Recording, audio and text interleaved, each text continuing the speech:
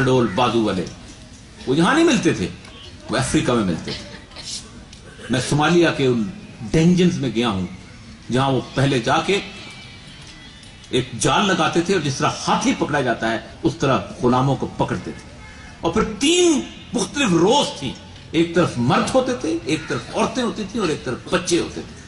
مہینوں سالوں ان کو وہاں رکھا جاتا تھا. بچے چیختے تھے, ماں ان کی کچھ مدد نہیں کر سکتی تھی. بیویوں کے ساتھ جنسی زیادتیاں ہوتی تھی, خاوند کچھ نہیں کر سکتا تھا. مہینوں علیحدہ علیحدہ اس طرح رکھے جاتے اور پھر ان کے بعد ان کو جہازوں میں بھر کے ٹرانسپورٹ کیا جاتا تھا. اور کبھی کسی بندے نے کو امریکہ گیا ہو تو اس نے میمفس, ایک شہر ہے بڑا مشہور جہاں کا ایلوس پریسلے تھا, اور جو بیل اسٹریٹ, وہاں وہ مارٹن لوتھر کنگ کا جو جہاں وہ قتل ہوا تھا اور میوزیم بنایا ہوا ہے, وہ بسیں تک انہوں نے سلامت رکھی ہیں کہ جہاں گورے کی بس میں ایک کالا سوار ہو گیا تو اسے گولی مار دی گئی تھی.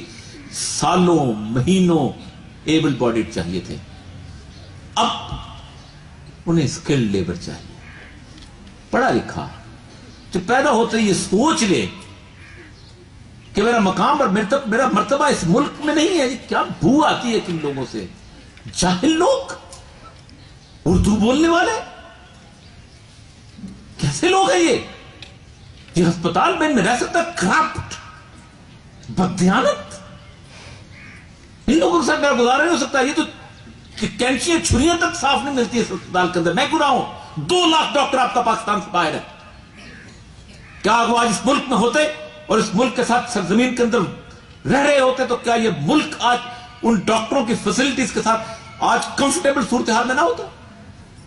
میں پچھلے سال لندن گیا تھا, مختلف پاکستانیوں کے اجتماع سے خطاب کیا. لیوٹن میں ایک جگہ پہ جب میرا پارا جو ہے وہ برداشت سے باہر ہو گیا, ہر کوئی ملتا تھا. بہت دکھ ہوتا ہے پاکستان کو دیکھ کے. 20 سال پہلے ہم چھوڑ کے آئے تھے, آج بھی جاتے ہیں, وہی حالت ہے, وہی مقام ہے, وہی مسئلہ ختم ہو چکا ہوا ہے.